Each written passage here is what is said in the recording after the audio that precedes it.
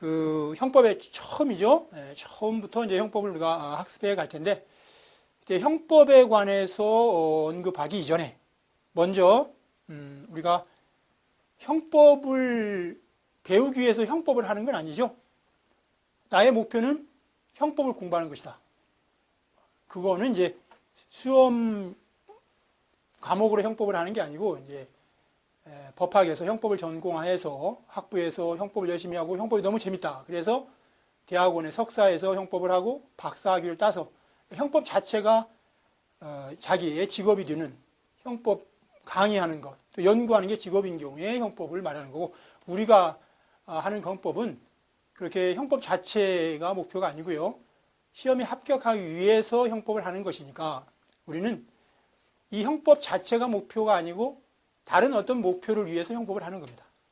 그러면 이제 우리가 형법을 하는 목표는 뭔가? 그러면 당연히 뭐 시험에 합격하는 거겠죠. 내가 하고 싶은 일, 직업을 수행하기 위해서 그 시험 과목으로 형법을 요구하니까 그 형법을 학습해서 형법 시험에서 충분한 좋은 성적을 거두어서 그 형법 때문에 떨어지는 일이 없고, 더 좋은 것은 이제 다른 과목이 좀 점수가 안 나와서도 형법 점수가 충실해서 고득점에서 결국 형법 때문에 합격을 했다든지 그렇게 되는 게 우리의 목표인 거죠.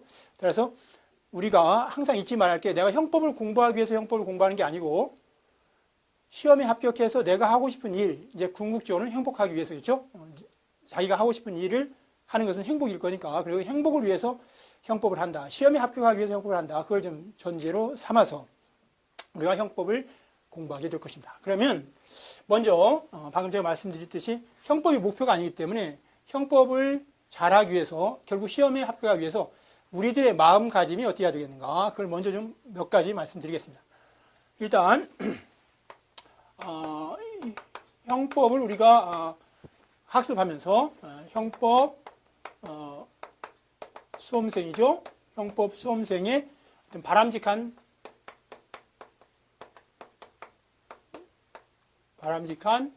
자세에 대해서 몇 가지만 말씀드리겠습니다. 제가 생각하는 형법 수험생은 좀 이랬으면 좋겠다라고 하는 거죠. 바람직한 자세는, 첫째는 우리가 최대한 빨리 시험에 합격하기 위해서는 이게 있어야 됩니다. 이게 첫 번째는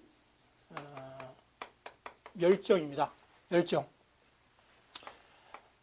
제 영어로는 우리가 패션이라고 하는 거죠.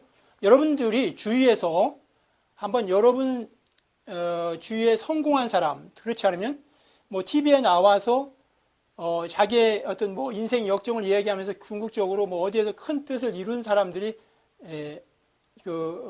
강연을 할 때 보면 그 사람들의 공통점이 있습니다. 성공한 사람들의 공통점, 첫 번째 공통점이 열정적이죠. 열정적입니다. 대단히 열정적이고 에너지를 느끼게 되지 않습니까? 성공한 사람이 나와가지고 이렇게 그 교탁 앞에 이렇게 서가지고 저는요 이렇게 하다 보니까 됐어요. 여러분도 다 재능이 있습니다. 그렇게 하면 됩니다. 이렇게 말하는 성공한 사람은 못 봤죠? 성공한 사람들의 공통점이 딱 나와서 무슨 얘기를 할 때 막 에너지가 넘칩니다.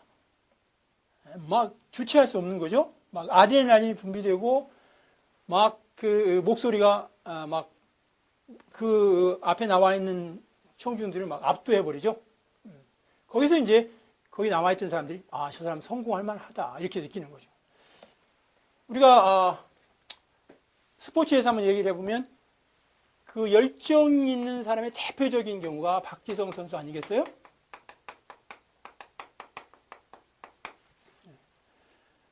90분 내내 그 볼을 가졌건 갖지 않았던 무조건 뜁니다. 그냥 어슬렁어슬렁 걷는 경우가 거의 없어요. 공격을 하면 공격 편에서, 또 수비할 때는 어느새 수비에 와서 열심히 마치 꼭 축구를 즐기는 것처럼, 그죠? 열심히 그 모습을 우리가 박지성 선수에서 보게 되죠. 첫 번째, 열정입니다. 열정. 여러분, 지금, TV, 컴퓨터 모니터 앞에 앉아서 제 강의를 이제 요 선수 과목을 좀 듣게 될 텐데요.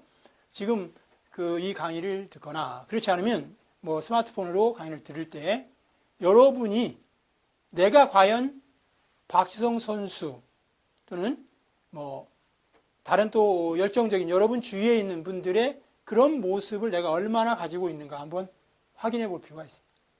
먼저 일단 여러분 마음속에 있는 그 에너지, 열정을 좀 살리는 게 필요합니다. 그래서 그 첫 번째 자세, 우리 수험생의 첫 번째 자세는 열정을 좀 가졌으면 좋겠다. 저 역시 여러분하고 이제 영법을 학습해 나갈 때 여러분 앞에 정말 제가 할 수 있는 한 최대한의 열정을 발휘하려고 합니다. 열정적으로 강의를 하려고 합니다. 따라서 여러분과 제가 함께 우리들의 에너지를 살려내고 그다음에 또 아드레날린을 막 이렇게 분비될 수 있도록 좀 열심히 해봤으면 좋겠다. 그래서 열정적인 모습. 그다음에 두 번째는요. 두 번째 또 성공한 사람들. 그러니까 우리의 입장에서 성공이라고 해서 시험에 합격했죠. 성공한 사람들의 두 번째 특징은 자신감입니다. 자신감. 굳이 이제 영어로 써보자면 자기를 믿는 거죠. self-confidence. 자신감이죠. 여러분 우리가 시험에 합격하는 것이 1대1로 시험 합격하는 게 아니잖아요. 지원자 300명에 합격생 300명, 지원자 50명에 합격생 50명 이런 시험은 없습니다. 옛날에는 군대는 그랬죠. 군대는 지원자 있으면 무조건 군대 가지 않았습니까? 근데 요즘에 해병대도 보면 3대1 막 이러잖아요. 지원했는데 3명 중에 2명은 떨어지는 겁니다. 그러니까 이제 경쟁이 있을 수밖에 없는데, 여러분 생각해 보세요. 우리 시험에서는 3대1이 아니고 30대1일 수도 있고, 때때로 어떤 시험 300대일 수도 있는데, 여러분, 30대1이면 30명 중에 1명이 되고 29명이 떨어지는 시험 아니겠어요? 그때 내 스스로가 나는 안 될 거야. 내가 말이야. 지금 나이 25세. 초등학교, 중학교, 고등학교 때 내가 1등 한번 해본 적 없고, 공부에 대해서 특별히 재능을 발휘한 적도 없는데, 내가 이거 시험에서 되겠어? 그렇게 생각하고 시험장에 가서 시험 보는 학생이 되겠습니까? 수험생이? 어렵겠죠?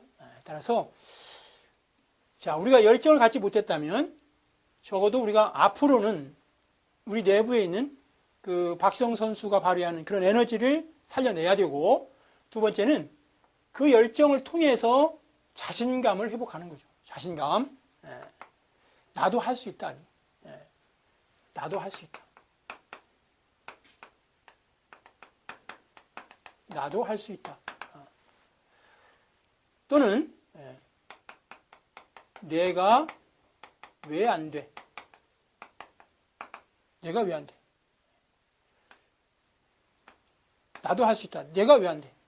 내가 다른 사람하고 다른 게 뭐가 있냐는 거죠. 다 똑같아요.